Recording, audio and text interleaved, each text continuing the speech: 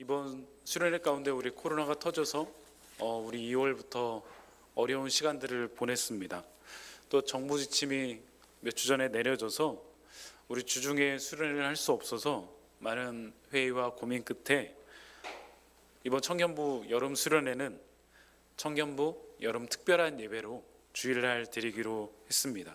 그래서 이 주일 예배 시간을 조금 더 특별하게 8월 첫째 주, 둘째 주, 셋째 주에 모여서 첫째 주 2일 날은 나를 만나다, 둘째 주에는 사랑을 만나다, 셋째 주에는 하나님을 만나다라는 주제로 우리 3주간 특별한 예배로 여러분과 함께 드리려고 합니다. 2부 순서로는 우리 임원단들이 특별한 순서들을 준비하고 있고요. 지금 강사도 섭외 중에 있습니다. 그래서 여러분과 좋은 시간을 가지려고 합니다. 여러분 이번 수련회 꼭 참여해 주시기 바랍니다. 이번 수련회 3일, 그리고 혹시 아직은 미정인데요, 우리 청년부 주간 예배까지 4번 다 참석하신 분들에게는 소정의 상품을 드립니다. 우리 상품 좋은 거 아시죠? 여러분 기대하고 모두 다 참여해 주시기 바랍니다. 이렇게 주일날 예배만으로 수련을 하는 건 저도 처음이었던 것 같습니다. 여러분도 그런 경험이 처음이시죠? 아마 코로나를 겪은 것이 우리가 처음이기 때문에 그럴 것 같습니다. 한편으로는 이런 경험이 저에게 설레기도 하고 기대되기도 합니다. 이 주일날 예배를 통해서 우리가 특별한 예배를 드리면 어떤 은혜를 주실까라는 생각을 해봅니다. 이 시간들을 통해서 우리 여름 수련회가 8월 달에 주일날 모든 교육부서가 진행되는데, 우리 그런 시간들을 통해서 우리 아이들이, 우리 청년들이, 여러분들이 하나님을 만나는 시간 되기를 간절히 소망합니다. 제가 결혼을 하고요, 우리 희원이 주원이를 키우면서 고민이 생겨났습니다. 그 고민 중에 하나가 바로 우리 아이들과 맛있는 것을 먹는 것입니다. 저와 아내만 있을 때는요, 아내가 먹고 싶은 거, 여보 뭐 먹고 싶어 물어보고, 뭐 스파게티도 해 먹고 백숙도 해 먹고 우리가 먹고 싶은 거를 해 먹었었는데, 이제 아이가 태어나고부터 아무거나 해 먹을 수가 없는 거예요. 아이들 눈높이에 맞추기 위해서. 그래서 희원이가 주원이가 좋아하는 음식을 이제는 하기 시작했습니다. 희원이 주원이가 좋아하는 음식은요, 설렁탕 많이 좋아하고요, 된장국 좋아하고요, 볶음밥도 좋아하고, 그 중에 제일은 스팸입니다. 그래서 스팸 하나면 모든 것이 해결됩니다. 예전에는 몰랐습니다. 왜 애기 엄마들이 가방에 스팸을 갖고 다니는지 몰랐는데, 고깃집에서도 옆에서 스팸을 굽고 있더라고요. 저는 예전엔 몰랐는데 이제는 알겠더라고요. 왜 스팸을 갖고 다니는지. 그럼에도 불구하고 이젠 우리 시원이 주원이가 저희랑 비슷하게 먹기 시작해서 많이 고민이 풀렸습니다. 저는 아이들에게 조금 배불리 넉넉히 먹이고 싶은 마음들이 있습니다. 그래서 우리 시원이 주원이 딸임에도 불구하고 조금씩 인품이 생겨나고 있습니다.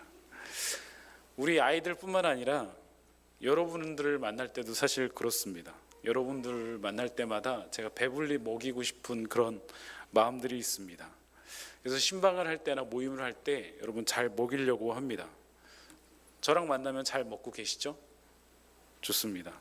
제 사역의 모토 중에 하나가 잘 먹이자입니다.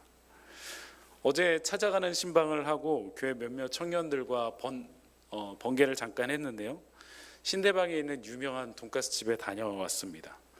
처음 교회 차를 몰고 가고 있는데 거기 차에 타고 있는 사람들이 공통점이 있었습니다. 모두 가운데가 동자가 들어가는 사람들이었습니다.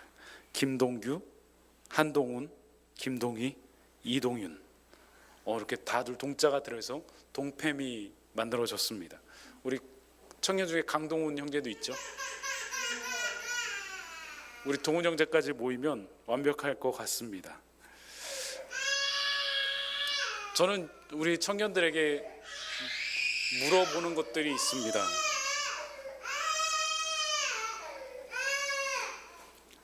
여러분에게 물어보는 것 중에 하나가 점심 드셨어요?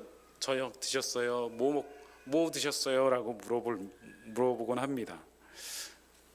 제가 여러분의 궁금한 것 중에 하나이고 챙기고 싶은 그런 마음 때문에입니다.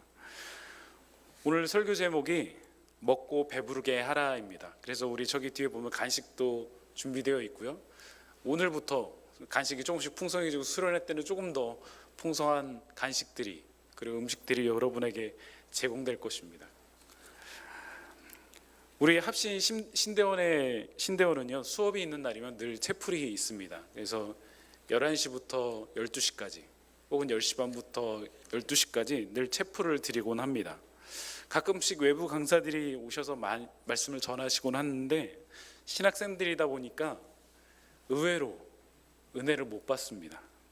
왜냐하면 설교도 많이 하고 말씀도 많이 듣다 보니까 의외로 집중하지도 못하고 은혜를 못 받습니다. 그런데 큰 은혜를 받을 때가 있는데 언제냐면요, 그 강사분이 이렇게 얘기를 합니다.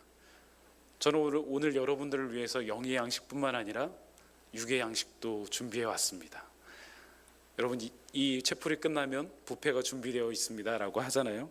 그럼 갑자기 박수 소리가 우렁차게 나오고요, 곳곳에서 아멘이 터져 나오고 그렇습니다.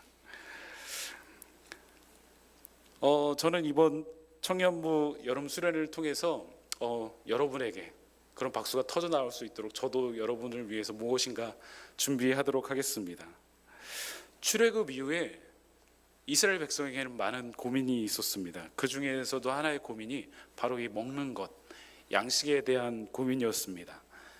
그 출애굽한 사람들이 장정만 60만 명, 아이들, 부녀자, 노년들 포함하면 한 200만 명으로 추정되고 있는데, 그 사람들이 광야에 나와서 살아가는 이야기, 그게 40년간의 이야기가 우리 출애굽기잖아요. 그럼 먹을 양식을 어디서 구해야 될까요? 그래서 그들은 항상 목마름과 배고픔에 시달려야 했을지도 모릅니다. 그래서 그 목마름과 배고픔 때문에 불평을 하기 시작했습니다. 애굽에서 나온 지 이제 15일, 둘째 달 15일이 되는 날 엘림을 떠나 신광야에 도착하게 됩니다. 지도 한번 보여주시겠습니까? 자, 저기 라암셋, 이 애굽에서 라암셋에서부터 시작해서 쭉 바알스본, 그다음에 홍해를 건너고요, 마라 엘림, 엘림에서 신광야 이 코스로 걸어가게 됩니다. 그때 이스라엘 백성이 이렇게 고백합니다. 출애굽기 16장 2절 3절에요. 이스라엘 자손이 온 회중이 그 광야에서 모세와 아론을 원망하여 이스라엘 자손이 그들에게 이르되 우리가 애굽 땅에서 고기 가마 곁에 앉아 있을 때와 떡을 배불리 먹던 때에 여호와의 손에 죽었더라면 좋았을 것을 너희가 이 광야로 우리를 인도하여 내어 이 온 회중이 줄여 죽게 하는도다라고요.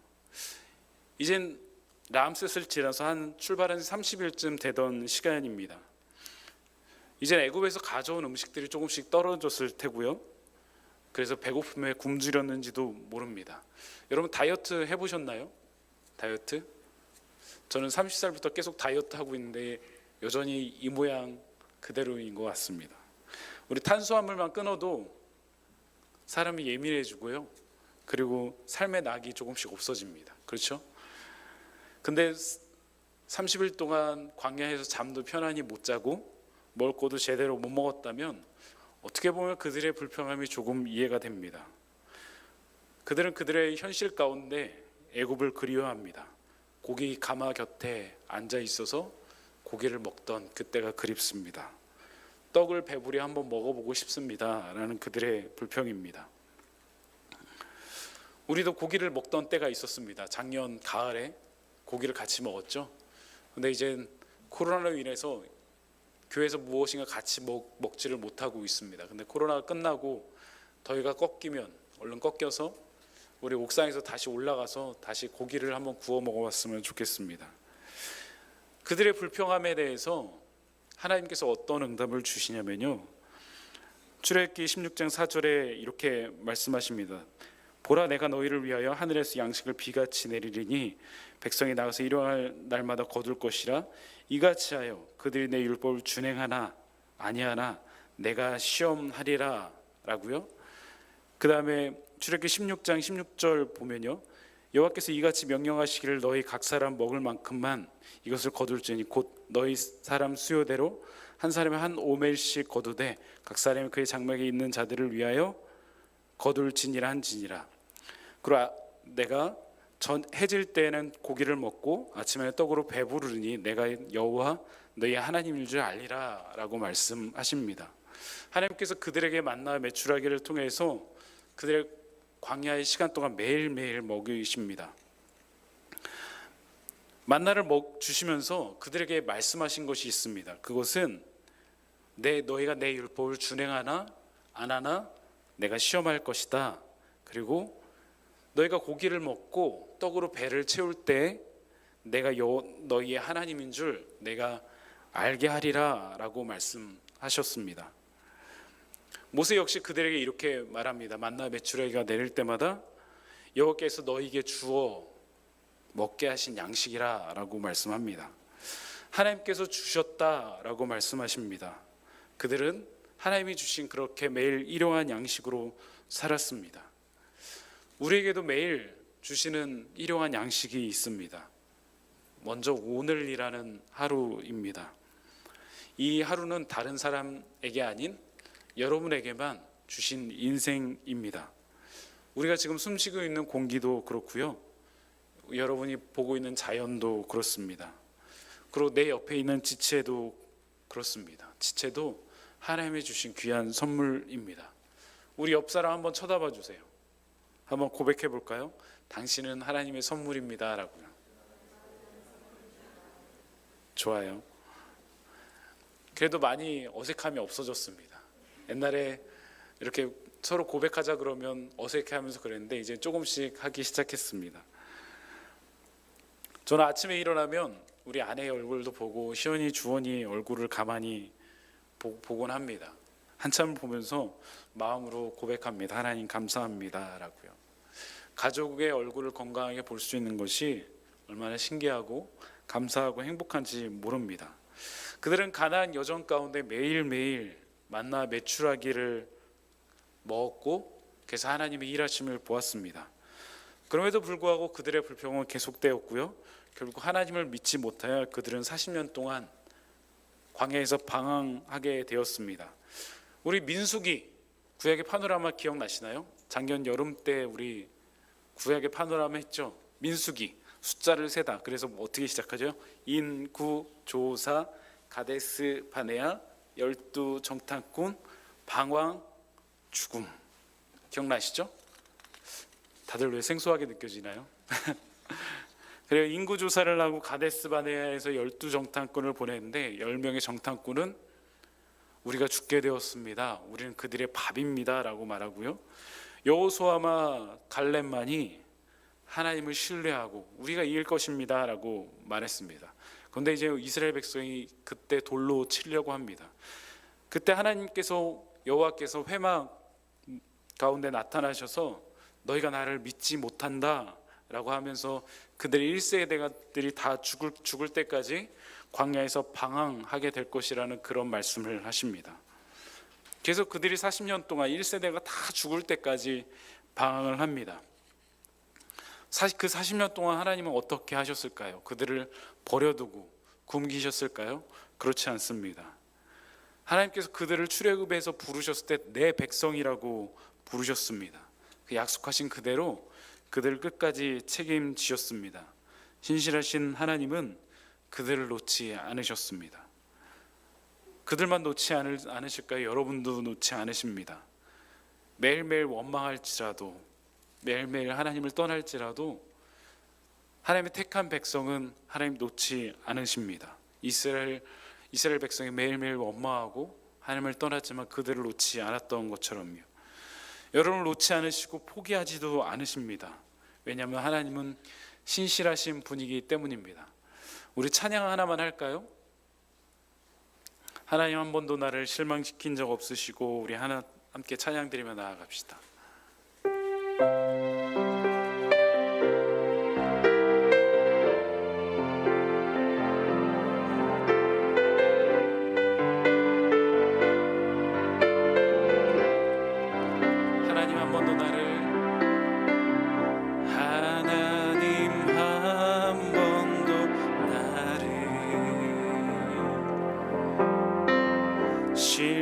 실망시킨 적 없으시고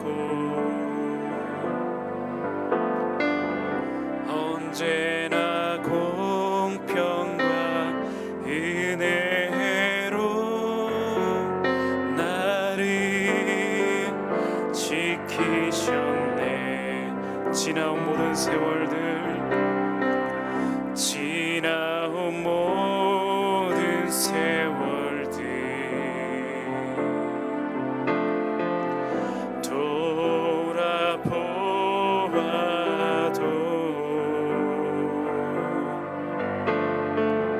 그 어느 것 하나 주의 손길 안 미친 것 전혀 없네.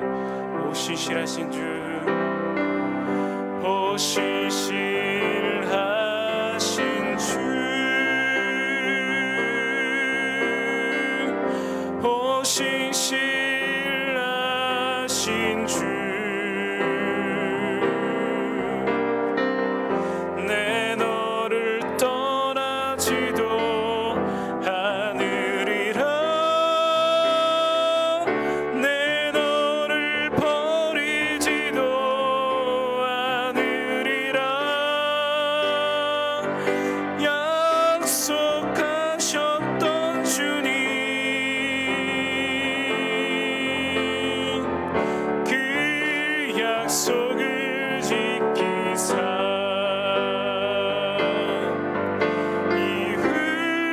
이후로도 영원토록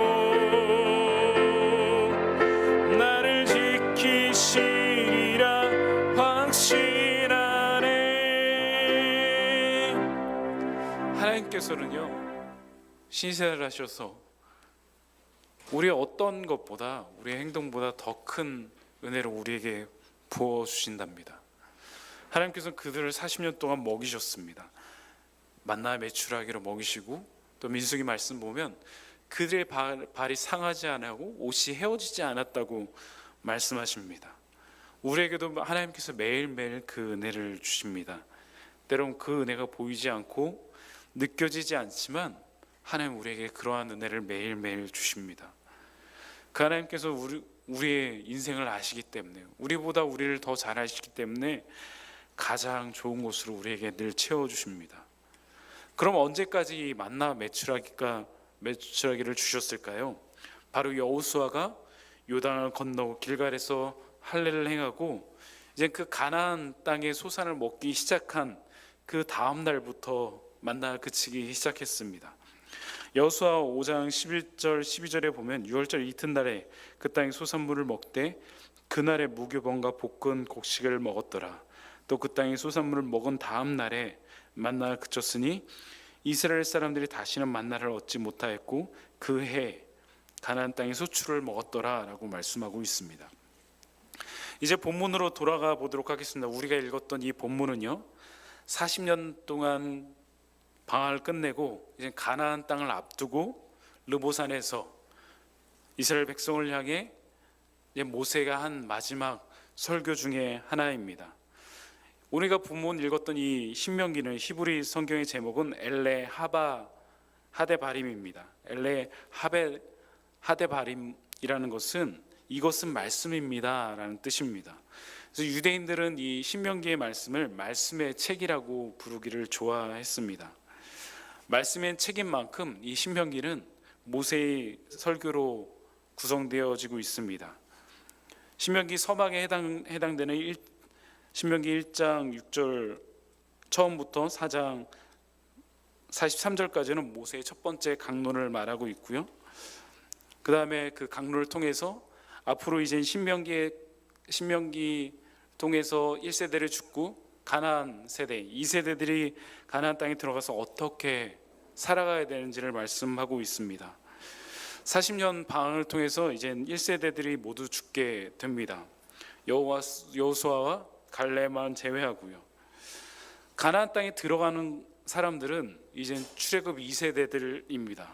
그렇다면 그들은 애굽에서 430년 동안의 어려움도 모르고요, 10가지 재앙, 피게이파, 도라, 우메, 흑장도 모르고요, 그 하나님께서 홍해를 가르신 사건도 몰랐을 테고요, 하나님께서 하신 일들도 경험하지 못했을 것입니다. 그들은 태어나서 광야에서 만나 메추라기로 먹었던 기억만 가지고 있었을 것입니다. 또한 곳곳에서 하나님께서 일하시는 역사를 보았을 것입니다. 이제 그런 2세대들이 가나안 땅에서 새롭게 시작합니다. 우리도 어떻게 보면 우리 한국에서 복음이 들어와서 이제 120년이 되면서 우리가 복음의 한 3세대, 4세대 정도 되는 것 같습니다. 어쩌면 우리는 새로운 그 가나안 땅에 들어가서 걷는 사람들처럼 이 코로나 이후 새로운 세상 가운데 신앙의 걸음을 걷고 있습니다. 여러분, 누가 걸어야 될까요? 바로 여러분 자신이 걸어야 됩니다. 그래서 여러분 자신이 만나야 합니다. 우리는 대부분 부모님의 신앙으로 이 교회에 오게 되었습니다. 우리 친구들 중에서는 대부분 부모님이 하나님을 믿으시고 또 교회에 출석하시고 계십니다. 그렇다고 그것이 우리의 신앙을 보장하지 않습니다. 우리 아빠가 목사고 장로고 우리 집안이 3, 4대째 예수를 믿는 집안이야 라고 해도 그것이 여러분의 신앙을 보장하지 않습니다. 저는 우리 희원이 주원이가 예수님을 잘 믿는 자녀가 되길 소망하고 있습니다. 또한 기도하고 있습니다. 그렇다면 희원이 주원이가 인격적으로 하나님을 만나야 됩니다. 말씀 가운데 하나님을 경험해야 되고요, 삶 가운데 또한 부모를 통해서 많은 신앙의 선배들을 통해서 여러분 같은 선생님들을 통해서 그 사랑을 경험해야지 우리 희원이 주원이가 신앙이 자라날 수 있습니다.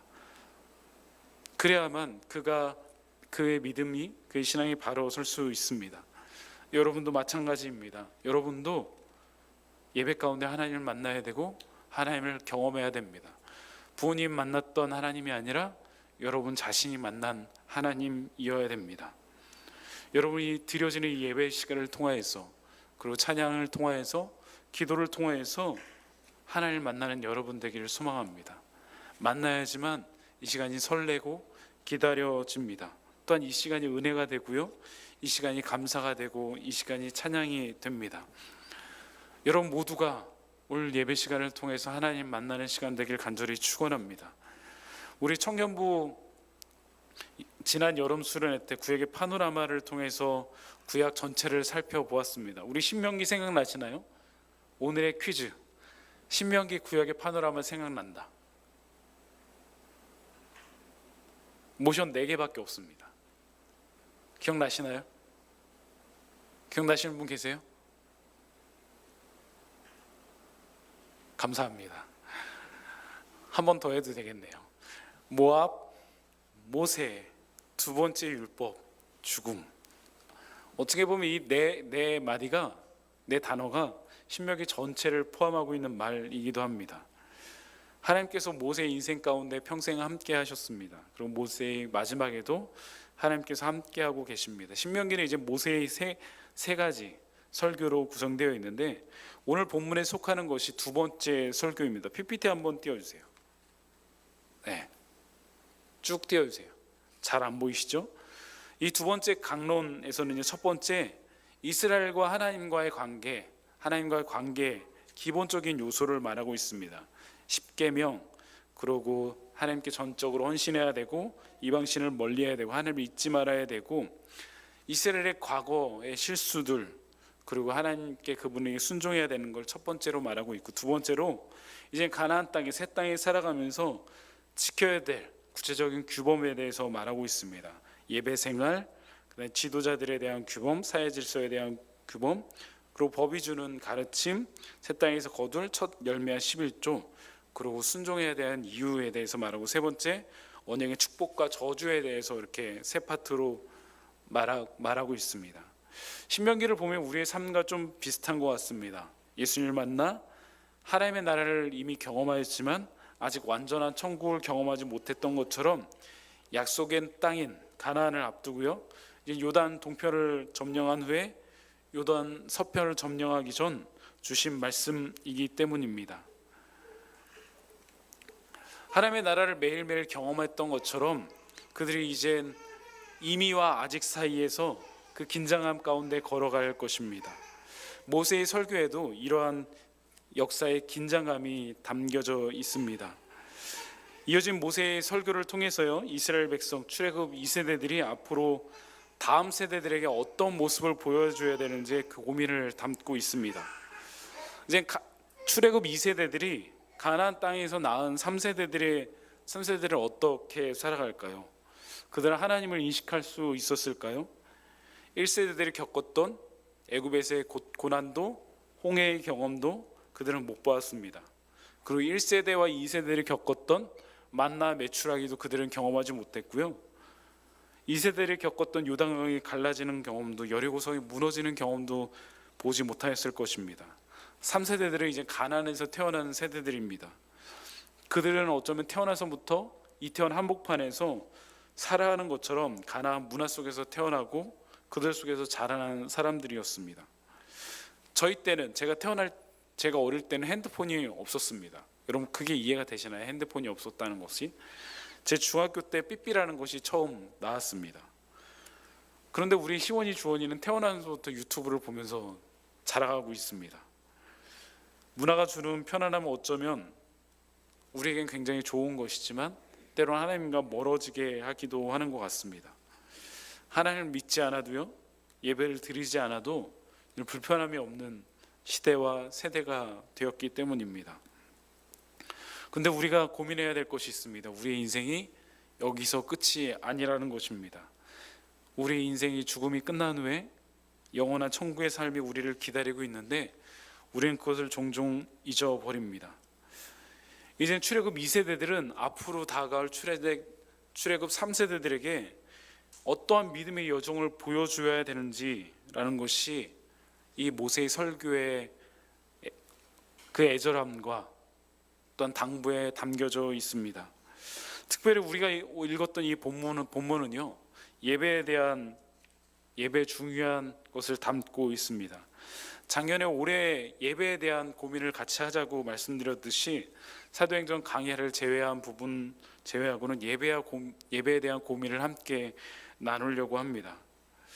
가나안 땅에 들어가서 그들이 가장 먼저 지켜야 될 법도가 무엇일까요? 그것은 바로 하나님에 대한 바른 예배입니다. 앞에서 보았듯이 모세의 설교는 그 두 번째 설교는 신명기 12장에서부터 16장까지 이 예배에 대해서 자세히 다루고 있습니다. 12장 1절부터 16장 7절까지 이렇게 시작합니다. 이방인의 수많은 다른 신들을 섬기지 말고, 그리고 11절부터 예배에 대한 중요한 말씀을 시작합니다. 우리 같이 한번 읽어보았으면 좋겠습니다. 신명기 12장 11절부터 14절입니다.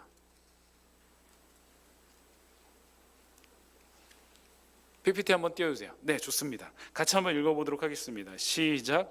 너희는 너희의 하나님 여호와께서 자기 이름을 두시려고 택하실 그곳으로 곧 너희의 번제와 너희 희생과 너희 11조와 너희 손의 거제와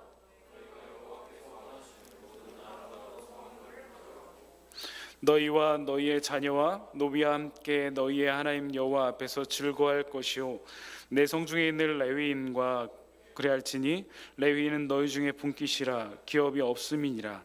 너는 삼가서 내게 보이는 아무 곳에서나 번제를 드리지 말고 오직 너희의 한 지파 중에 여호와께서 택하실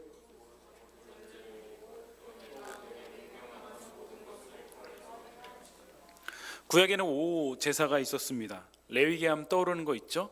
5제사 7절기. 그 5제사는 번제, 소제, 그 다음에 화목제, 속건제, 속죄제로 구성되어 있습니다. 그리고 너희와 함께 너희 11조, 서원물, 그리고 노비와 함께 성중에 있는 레위인을 동시에 말하고 있습니다. 이전 세대에는 광야에서 만나 메추라기를 먹었는데 가나안에 정착하고 나서 이제 그들 가나안의 소출을 먹기 시작했습니다. 따라서 그들이 가나안의 소출을 먹으면서 기억해야 될 것이 있었습니다. 그것은 바로 이 모든 것이 하나님이 주셨다는 것입니다. 그래서 그들은 감사의 표시를 해야만 했습니다. 그래서 매년 하나님의 자비하심으로 그 풍성한 수확을 거둘 때 가장 첫 번째 수확물을 하나님께 봉헌해 드렸던 것입니다. 오늘 본문에서 예배에 대한 것을 말하고 있는데 그 첫 번째로 예배는 하나님의 약속에 대한 기억이자 반응이고 감사입니다. 오늘 우리가 읽었던 본문 신명기 26장 1절부터 3절까지는 이렇게 말하고 있습니다. 내 하나님 여호와께서 내게 기업으로 주어 차지하게 하실 땅에 내가 들어가 거기서 거주할 때 내 하나님 여호와께서 내게 주신 땅에서 그 토지의 모든 소산을 만물을 거둔 후에 그것을 가져다가 광주리에 담고 내 하나님 여호와께서 그 이름을 두시려고 택하신 것으로 그것을 가지고 가서 그때 제사장에 나아 그에게 이르기를 내가 오늘 당신의 하나님 여호와께 아뢰나이다. 내가 여호와께서 우리에게 주시겠다고 우리 조상들에게 맹세하신 땅이 이르렀느냐 할 것이오 라고 말씀하고 있습니다. 우리 본문은 여기서 끝나지 않고 이젠 그 제사장이 그동안 하셨던 하나님의 일에 대한 고백을 합니다. 그것이 4절부터 9절까지의 말씀입니다. 하나님은 예배를 통해서요 그들과 함께 하셨던 하나님을 기억하게 합니다. 우리를 살리셨고 구원하신 하나님을 기억하게 하는 것이 바로 예배입니다. 제가 이제 40대 걸음을 걸어가고 있습니다. 성경에서 그러잖아요. 인생은 70이요 강건함 80이라. 그럼 어떻게 보면 인생의 반 정도를 걸어가고 있는지도 모릅니다. 앞으로 주실 은혜들도 많고 지금 제가 처음으로 느끼는 은혜들도 많지만 과거에 하나님께 주셨던 은혜들도 많이 있습니다. 저를 살려주셨던 은혜, 저를 일으켜 주셨던 은혜들, 저를 구원해 주셨던 은혜들, 아무것도 없는 곳에서 제 잔을 넘치게 했던 은혜들, 그 은혜들을 잊을 수 없습니다. 이스라엘 백성은 이제 430년 동안 애굽의 노예 생활에서 구원해 내셨던 그것을 이 예배 시간마다 예배 시간을 통해 고백하게 합니다. 우리를 내 백성 삼으셔서 우리를 구원하셨습니다. 홍해를 가르셔서 우리를 걷게 하셨습니다. 신명기 8장 2절과 3절 보면 이렇게 말하고 있습니다. 내 하나님 여호와께서 이 40년 동안 내게 광야 길을 걷게 하신 것을 기억하라. 이는 너를 낮추시며 너를 시험하사 내 마음이 어떠한지 네 명을 지키는지 지키지 않는지 알려 하심이라. 너를 낮추시며 너를 주르게 하시며 너도 알지 못하며 내 조상들 알지 못하는 만나를 내게 먹이신 것은 사람이 떡으로만 사는 것이 아니요 여호와 입으로 나오는 모든 말씀으로 사는 줄을 내가 알게 하려 하심이니라. 그래서 그들은 고백할 수밖에 없었습니다. 우리를 살려주셨습니다. 우리는 여전히 노예같이 살았는데 우리가 이젠 가나안 땅에서 하나님의 백성으로 살아갈 수 있습니다 라고요. 두 번째 예배는 하나님 앞에 엎드림입니다. 오늘 10절 말씀 보면 여호와여 이제 내가 주께서 내게 주신 토지 소산의 만물을 가져왔나이다 하고 너는 그것을 내 하나님 여호와 앞에 두고 내 하나님 여호와 앞에 경배할 것이며 라고 말하고 있습니다. 시편 95편 6절 보면요 쉬운 성경으로 이렇게 말하고 있습니다. 다 와서 엎드려 주를 경배합시다. 우리를 지으신 여호와 앞에 무릎을 꿇읍시다 라고요. 우리가 나중에 우리 인생의 마지막이 끝나고요 천국을 가면 무엇을 하게 될까요? 여러분 그런 거 생각해 보신 적 있나요? 천국 가면 내가 무엇을 하게 될까? 요한계시록에 보면 이렇게 말하고 있습니다. 우리가 앞으로 해야 될 일에 대해서 말하고 있는데요. 그것이 계시록 7장 9절에서 12절까지입니다. 우리 한번 같이 한번 읽어볼까요? 한번 PT 한번 띄워주시겠어요? 네, 좋습니다. 우리 한번 같이 한번 읽어보도록 하겠습니다. 우리가 천국에서 해야 될 일 중에 하나입니다. 시작. 이 일 후에 내가 보니 각 나라와 족속과 백성과 방언에서 아무도 능히 셀 수 없는 큰 무리가 나와서 흰옷을 입고 손에 종려가지를 들고 보좌 앞과 어린 양 앞에 서서 큰 소리로 외쳐 이르되 구원하심이 보좌에 앉으신 우리 하나님과 어린 양이 있도다 하니 모든 천사가 보좌와 장로들과 내 생물의 주위에 서 있다가 보좌 앞에 엎드려 예배 얼굴을 대고 하나님께 경배하며 이르되 아멘. 찬송과 영광과 지혜와 감사와 존귀와 권능과 힘이 우리 하나님께 세세토록 있을지어다. 아멘 하더라. 우리가 천국에서 해야 될 것이 바로 예배입니다. 우린 영원토록 예배자로 살아야 할 것입니다. 그렇다면 우리가 이 땅에서 드린 예배는 어떻게 돼야 될까요? 어떻게 보면 지금 드린 예배, 우리가 앞으로 드려질 예배, 그 예배 연속성상에 이 예배가 있다는 것입니다. 세 번째로 예배는 나눔입니다. 오늘 특별히 이 나눔에 대해서 조금 더 깊이 살펴보고자 합니다. 오늘 본문 11절 12절은 이렇게 말하고 있습니다. 내 하나님 여호와께서 너와 내 집에 주신 모든 복으로 말미암아 너는 레위인과 너희 가운데 거류하는 객과 함께 즐거워할지니라. 셋째, 11조를 드리네 내 소산의 11조 내기를 마친 후에 그것을 레위인과 객과 고아와 과부에게 주어 내 성읍 안에서 먹고 배부르게 하라라고 말씀하고 있습니다. 레위인, 거류하는 객, 고아, 과부, 그들을 먹고 배부르게 하라. 이것이 예배와 무슨 상관이 있을까요? 그들을 먹이는 것과 예배가 무슨 상관이 있을까요? 미가 선지자는 이렇게 말합니다. 미가서 6장 6절에서 8절 말씀 보면 내가 무엇을 가지고 여호와 앞에 나아가며 높으신 하나님께 경배할까? 내가 번제물로 1년 된 송아지를 가지고 그 앞에 나아갈까? 여호와께서 천천의 숫양이나 만만의 강물 같은 기름을 기뻐하실까? 내 허물을 위하여 내 마다들을 내 영혼의 죄로 말미암아 내 몸을 열매로 드릴까? 사람아 주께서 선한 것이 무엇임을 내게 보이셨나이다. 여호와께서 내게 구하는 것은 오직 정의를 행하며 인자를 사랑하며 겸손하게 내 하나님과 함께하는 것이 아니냐라고 말하고 있습니다. 특별히 구약 성경은요, 특별히 오경은 다양한 약자에 대한 배려와 보호를 담고 있습니다. 이 구약에 대한 약자에 대한 배려는요, 우리 교회가 또한 우리 예배가 이 시대 가운데 어떻게 걸어야 되는지를 보여주고 있습니다. 구약의 약자를 보호하는 법 중에 대표적인 것이 자비로운 추수법입니다.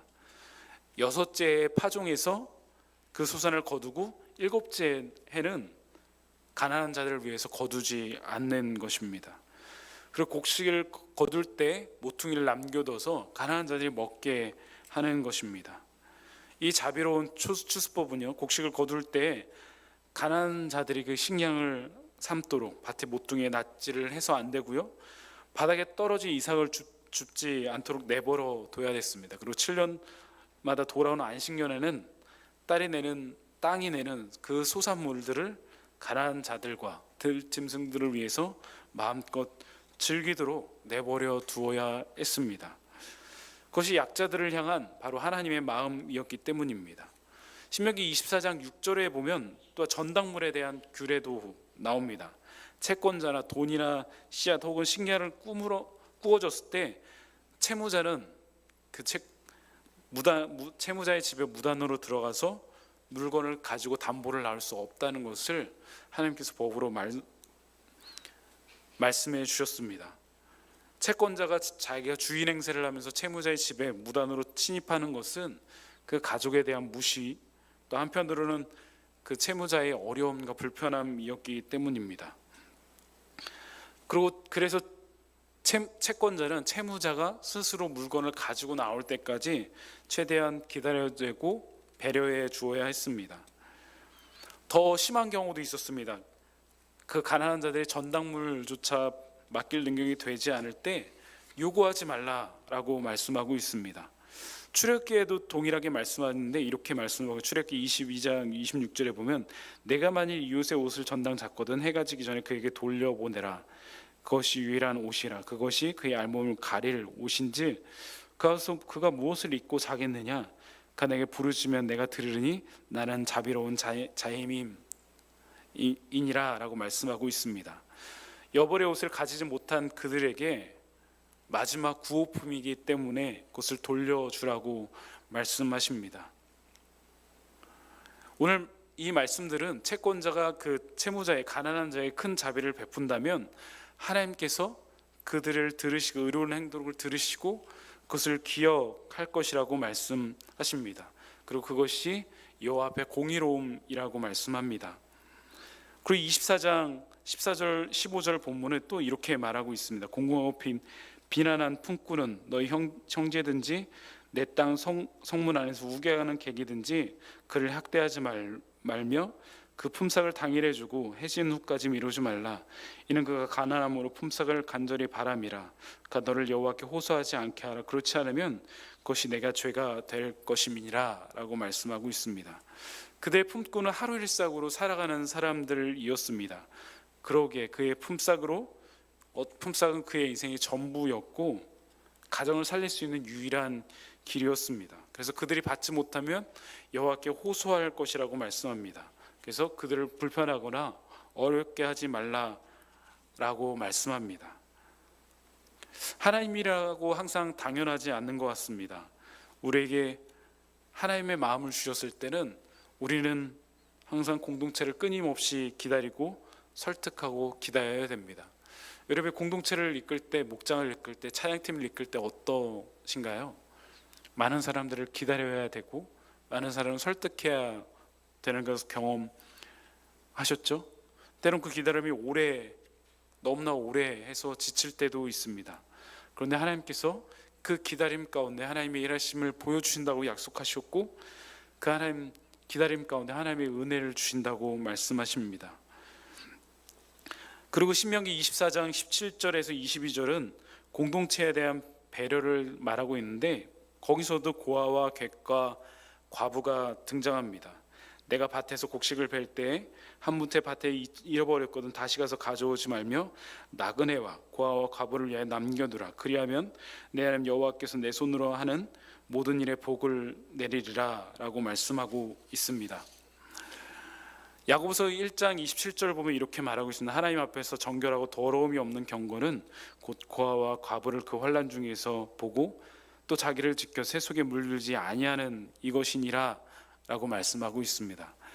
김건주 교수님이 쓰신 복음의 공공성에 대해서 이 부분에 대해서 이렇게 고아를 돌보신 하나님에 대해서 이렇게 말하고 있습니다. 우리 한번 같이 한번 읽어보도록 하겠습니다. 자, 일어나세요. 다 일어나셔서 한번 같이 한번 읽어보도록 하겠습니다. 하나님은, 시작. 하나님은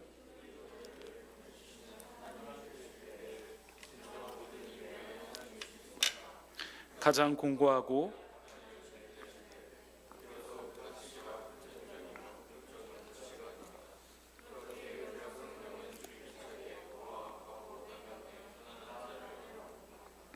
구약의 하나님은 줄기차게 당신 자신을 고아의 아버지, 과부의 보호자로 자처하신다.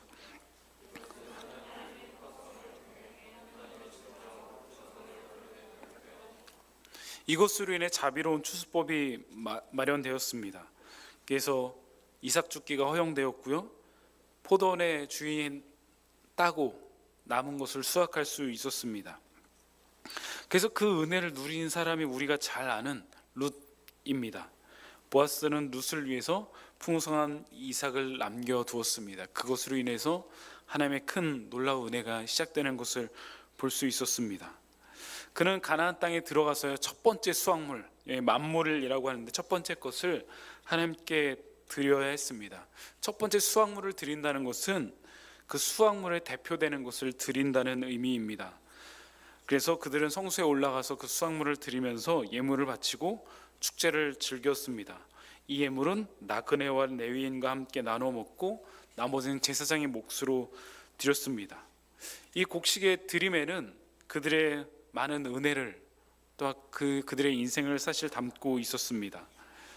우리가 드리는 헌금은 어떤가요? 우리가 드리는 예물은 어떤가요? 어떻게 보면 우리가 드린 예물 가운데는 하나님의 기나긴 이야기, 여러분의 인생의 이야기를 담고 있습니다. 그런데 그걸 드리면서 우리는 감사하지 않을 수 없고요, 오직 내 것이라고 주장할 수도 없는 것 같습니다. 오늘 본문 12절은 이렇게 말하고 있습니다. 셋째, 곧 11조를 드리는 해 내 모든 소산의 11조 내기를 마친 후에 그것을 레위인과 객과 고아 과부에게 주어 내 서금 안에서 먹고 배부르게 하라. 여러분, 11조는 어떤 의미일까요? 신명기 14장 22절 23절을 보면 너는 마땅히 매년 토지 소산의 11조를 드릴 것이며 내 하나님 여호와 곧 여호와께서 그의 이름으로 두시려고 택하신 곳에서 내 곡식과 포도주와 기름의 11조를 먹으며 또 내 소와 양이 처음 난 것을 먹고 내 하나님 여호와 경외하기를 항상 배울 것이니라. 11조는 무엇이냐면 바로 하나님에 대한 사랑의 표현입니다. 내 것을 드리는 것이 아니고요, 하나님의 주신 10개 중에서 그 중에 한 가지를 구별하여, 대표되는 것을 구별하여 하나님께 드리는 것입니다. 또한 10개 중에 9개 모두 하나님 것임을 인정하는 것입니다. 그래서 우리가 드리는 이 모든 것은 하나님께로부터 왔고 하나님이 우리의 삶의 주인이고 내 모든 물질의 주인이라는 것을 고백하는 신앙 고백이기도 합니다. 오늘 말씀은 내 하나님 여호와 경외하기를 항상 배울 것이니라 라고 말씀하고 있습니다. 그럼 이 11조가 어떻게 쓰일까요? 레위인과 객과 고아와 과부에게 주어 라고 되어 있습니다. 3년에 한 번씩 11조를 2번 하게 되는데 그것은 레위인과 나그네와 고아 과부를 섬기기 위해서입니다. 당시에 레위인과 나그네는 땅이 없었고요, 고아 과부는 그 사회에서 가장 약한 사람이기 때문입니다. 우리 부천 평안교회는 전국의 교회 중에서 교회 재정에 투명하기로 유명한 교회 중에 하나입니다. 오늘 2, 4분기 재직회를 했습니다. 매년 재직회 회계 보고를 홈페이지에 다 공개하고 있습니다. 저 교역자의 사례비가 얼마인지, 그리고 청년부의 1년 예산이 어떻게 쓰이는지 다 홈페이지 가면 볼 수 있습니다. 그것을 보고 오시는 성도님들도 있습니다. 여러분은 다른 교회 방문하면 주로 어떤 것을 보십니까? 주보를 보면서 제일 먼저 어떤 것을 보십니까? 저는 다른 교회 방문해서 주보를 딱 보면 제일 먼저 보는 난이 그 교회가 선교하는 곳을 제일 먼저 봅니다. 선교하는 선교사님들이나 기관을 먼저 봅니다. 제가 20년 정도 사역을 하다 보니까요, 교회들 가운데 보이는 게 있는데 하나님께서 교회들마다 선교하는 교회를 놓지 않으신다는 것을 제가 보고 있습니다. 선교하는 교회 가운데 은혜를 계속 주십니다. 제가 처음에 사역했던 모 교회는 인원이 한 40명 정도밖에 안 되는 교회였습니다. 그럼에도 불구하고 재정의 반 이상을 선교하는 데로 계속 쓰였습니다. 근데 제가 2년 후에 나올 때는 거의 한 200명 정도가 되었습니다. 하나님께 선교하는 교회 가운데 주시는 특별한 은혜가 있습니다. 이번에 코로나로 인해서 여러분의 직장도 많이 어려워졌지만 교회들도 많이 어려워지고 또 교회 재정들도 많이 어려움이 있었습니다. 근데 우리가 선교하는 많은 선교사님들에게 여전히 열심히 보내고 있습니다. 특별히 이번 코로나로 인해서 어려움을 당한 분들에게 특별 헌금도 보내드리고, 여러분이 드리는 매주 첫 주에 드리는 이 성경금 11조들이 그렇게 쓰이고 있습니다. 저는 사역을 하고부터 2가지 11조를 하고 있습니다. 하나는 성경에서 말하는 교회 본 교회에 드릴 11조를 하고요, 또 하나는 성김의 11조를 하고 있습니다. 그것을 따로 구분해서요, 여러 목사님들이나 선교사님들에게 따로 또 기관에게 보내기도 하고 우리 청년들을 섬기기도 합니다. 제 사역이 끝날 때까지 그 성김의 11조를 조금씩 늘려가려고 합니다. 그 성김의 11조를 할 때마다 하나님께서 채워주시는 은혜를 맛보곤 합니다. 오늘 말씀을 마치려고 합니다. 이번에 찾아가는 신방을 이제 23명을 마쳤습니다. 여기 중에는 아직 찾아가는 신방 선물을 받지 못하신 분들도 많이 있으시죠? 멀리서부터 했기 때문에 가까이 사는 분들이 이젠 조금씩 받기 시작할 것입니다. 찾아가는 신방을 준비할 때 첫 번째로 생각했던 것이 바로 나눔이었습니다. 서로를 기억하고 받은 사람이 다른 사람, 다음 사람에게 마스크를 준비해주고 과자를 준비해주고 그 나눔이 이어가길 하는 소망하는 마음이 있었습니다. 그리고 지금 누군가는 그것을 이어가고 있습니다. 우리 3층 청년부 3층에서 청년부실이 있습니다. 여러분 중에 혹시 마음이 있으신 분이 있다면, 혹시 하나님께서 마음을 주신 분이 있다면 마스크 하나도 괜찮습니다. 과자 하나도 괜찮고요, 손 소독제도 좋습니다. 거기에 가져다 주시면 다음 사람에게, 우리 한 청년부 재적이 한 70명 되거든요. 다음 사람에게 그것을 또 나눔해서 전달해 주도록 하겠습니다. 오늘 본문의 마지막은 이렇게 말하고 있습니다. 오늘 내 하나님 여호와께서 이 규례와 법도를 행하라고 내게 명령하시나니 그래서 너는 마음을 다하고 뜻을 다하여 지켜 행하라. 오늘 너를 그의 보배로운 백성이 되게 하시고, 19절에 보면 너로 내 하나님 여호와의 성민이 되게 하시리라. 그런 예배를 드리는 자들에게 보배로운 백성이 되게 하시고 하나님 구별된 백성이 성민이 되게 하신다고 약속하십니다. 누가복음 10장에는 우리가 잘 아는 예수님이 예수님에게 어떤 율법 교사가 찾아와서 묻는 장면이 나옵니다. 어떻게 해야 영생을 얻을 수 있습니까? 라는 질문에 예수님께서 마음을 다하고 뜻을 다하여 하나님을 사랑하고 내 이웃을 내 몸과 같이 사랑하라 라고 말씀하십니다. 그래서 그 율법 교사가 그럼 내 이웃은 무엇입니까? 라고 물어봤을 때 예수님께서 중요한 그 비유를 말씀하십니다. 한 사람이 예루살렘에서 여리고로 가는데 강도를 만나서 다 죽게 되었을 때 레위인이 지나가고 제사장이 지나가했지만 그를 보고 피합니다. 근데 거기서 어떤 사마리아인이 그 여행 가운데 그 사람을 보고 불쌍히 여겨서 기름과 포도주를 붓고 싸매고 자기 짐승에 태워서 주막으로 데리고 가게 됩니다. 그리고 이튿날 주인에게 2데나리온을 주면서 그 사람을 돌봐 주십시오. 내가 부족한 것을 갚겠습니다. 라고 그렇게 말을 합니다. 그럼 예수님께서 그 율법학자에게 얘기를 합니다. 누가 강도 만난 자의 이웃이겠느냐라고요. 그래서 율법학자는 이렇게 말합니다. 자비를 베푼 자인이다. 예수께서 이르시되 너도 이와 같이 하라. 오늘 말씀은 레위인과 객과 고아와 과부에게 주어 내 성읍 안에서 먹고 배부르게 하라라고 말씀하고 있습니다.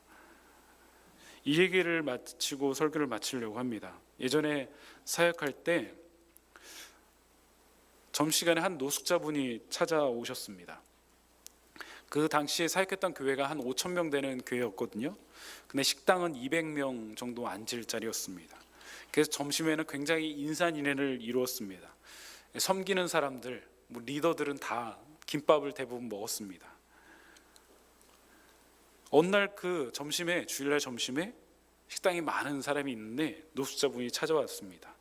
노숙자분이 찾아오자마자 신기한 일이 일어났습니다. 그 많던 사람들이 홍해처럼 쫙 갈라지는 것을 볼 수 있었습니다. 이제 그 노숙자분이 식판에 밥과 반찬을 받아서 앉은 자리에 갑자기 홍해가 갈라지고 거기 있던 분들이 모두 다 사라졌습니다. 그분은 오랫동안 씻지 못하셔서 냄새도 많이 났었고요. 옷도 남루했습니다. 주변에서 수군수군 대며 굉장히 불편해했습니다. 그 주변에는 아무도 앉지 않았습니다. 그리고 조금 얼마가 지났을까요? 한 집사님이 식판에 밥을 받아서 그 노숙자분 앞에 앉아서 갑자기 식사를 하는 것을 보았습니다. 아무렇지도 않은 듯 그분이 그분에게 어떻게 오셨냐고, 여기 아침은 드셨냐고 얘기도 하시며 대화를 하면서 아무렇지도 않게 식사를 하셨습니다. 그러자 다시 식당에 그 비었던 곳이 한 명씩 채워지고 결국 아무렇지도 않은 일들이 일어났습니다. 제가 멀리서 그것을 보면서 이런 마음이 들었습니다. 나는 저 집사님처럼 할 수 있을까?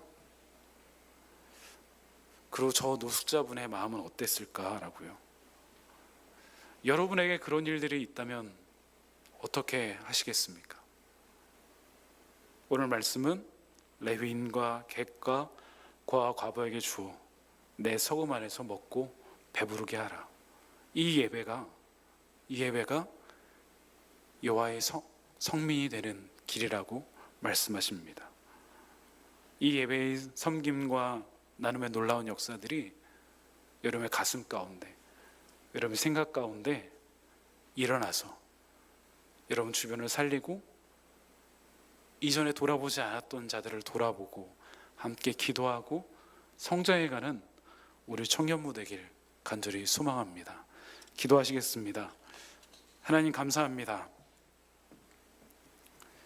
우리는 늘 예배 가운데 하나님만 바라봤습니다. 하나님에게 주신 저 작은 자들을, 그리고 내 주변 사람들을 때론 바라보지 못했습니다. 하나님이 주신 많은 사람들과의 관계가 흐트러졌음에도 불구하고 하나님께 나아갔습니다. 아버지 하나님, 오늘 말씀을 들으면서 우리에게 고민을 던져주십니다. 이 예배는 나눠야 되고 레위인과 객과 고아와 과부에게 주어 내 성읍 안에서 먹고 배부르게 하여야 한다는 것을요. 하나님, 우리 예배가 그런 예배가 되기를 소망합니다. 우리 예배를 통해서 많은 사람들이 살아나고 많은 사람들이 하나님께로 돌아오게 하고 그들이 삶이 윤택해지고 또한 삶이 풍성해지고 그곳에서 먹고 마시며 하나님의 사랑을 경험할 수 있는 그런 우리 청년부 공동체 되어줄 수 있도록 주님 역사하여 주시옵소서. 하나님, 이번 코로나를 겪으면서 많은 청년들이 어려워하는 청년들이 생겨났습니다. 아픈 청년들이 생겨났고 우울증에 걸리고 공황장애에 걸린 청년들도 생겨났습니다. 하나님, 그들을 먹일 수 있고 배부르게 할 수 있는 우리 청년부가 되기를 소망합니다. 멀리 있는 관계가 아니라 함께 아파하며 함께 울며 함께 기뻐하며 함께 기도하는 그런 주님 마음을 소유한 그런 공동체 될 수 있도록 주님 역사하여 주시옵소서. 그래서 하나님께서 응답하시고 회복시키시는 역사를 우리 모두 볼 수 있는 그런 청년부 될 수 있도록 주님 함께하여 주시옵소서.